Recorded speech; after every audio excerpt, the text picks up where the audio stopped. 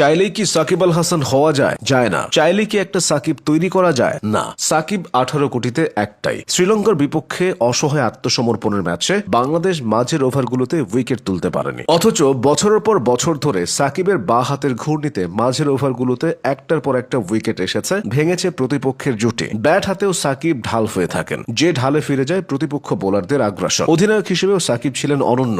সাকিব মাঠে থাকা মানে জুনিয়র ক্রিকেটারদের বুকে বাড়তি সাহস আসা। আফিফ থেকে মাহেদি, শান্ত থেকে সাইফুদ্দিন, আইডল হিসেবে তারা সবাই সাকিবের নামটাই বারবার বলেছে। শেখ মাহেদির কলার উঁচু করে দেওয়ার এই দৃশ্যটা বাংলাদেশ ক্রিকেটের সবচেয়ে আইকনিক দৃশ্য হয়ে থাকবে। এদিকে শ্রীলঙ্কা হলো সাকিবের অন্যতম প্রিয় প্রতিপক্ষ। লঙ্কানদের বিপক্ষে ওয়ানডেতে তিনি 17 ম্যাচে ব্যাটিং করে 501টি বল ফেস করে 459 রান করেছেন। 50 আছে 5টি। বল হাতে উইকেট নিয়েছেন 17টি। 4বার এলবি, 3বার বোল্ড এবং 10 বার ক্যাচের মাধ্যমে তিনি লঙ্কান ব্যাটারদের প্যাভিলিয়নের পথ দেখিয়েছেন। 2023 বিশ্বকাপে শ্রীলঙ্কার বিপক্ষে এই সাকিবই মান বাঁচিয়েছিলেন। বাংলাদেশ পেয়েছিল চ্যাম্পিয়ন্স ট্রফির টিকিট। ওই দিন ব্যাট হাতে সাকিব 65 বলে 82 করেছিলেন। বল হাতে নিয়েছিলেন কুশাল মেন্ডিস ও সাদিরার গুরুত্বপূর্ণ 2 উইকেট। এছাড়া ম্যাথিউসকে টাইম আউট করে মেধার পরিচয় দিয়েছিলেন। ওয়ানডেতে সাকিবের সমমানের প্লেয়ার বাংলাদেশে তো দূর, বিশ্ব ক্রিকেটে খুব কম আছে। 247টি ওয়ানডে খেলা সাকিব রান করেছেন 7570, গড় 37, স্ট্রাইক রেট 82, 50 আছে 56টি, সেঞ্চুরি আছে 9টি। ওয়ানডেতে সাকিব 699টি 4 ও 54টি ছক্কার মালিক। প্রিয় ফরম্যাটে সাকিব বল করেছেন 12,775টি,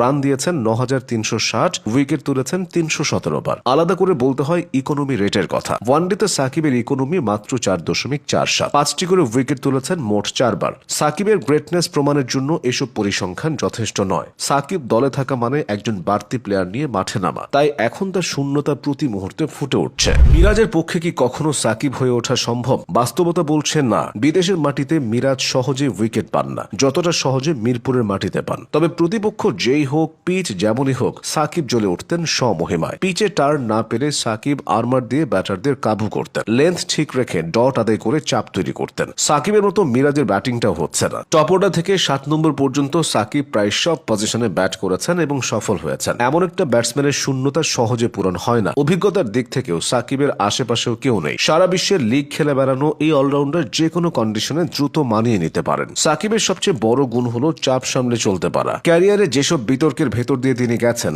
অন্য কেউ হলে হয়তো হতাশায় ক্রিকেট ছেড়ে দিতেন। বহুবার নিষিদ্ধ হওয়া সাকিব বারবার কামব্যাক করেছেন, যা শক্ত মানসিকতার প্রমাণ দেয়। 15 বছর বয়স থেকে দেশের হয়ে খেলছেন সাকিব। তখন থেকেই দলের হয়ে নিয়মিত নিজের কোটার পূর্ণ 10 ওভার বল করতেন আর ব্যাটিংয়ে উপরের দিকে খেলতেন। সাকিবের গুরু মোহাম্মদ সালাউদ্দিন খুব কাছ থেকে নিজের শিষ্যকে বিশ্বসেরা হয়ে উঠতে দেখেছেন। আর হাতেই সাকিব ক্রিকেটের ব্যাকরণ শিখেছেন। আস্তে আস্তে এই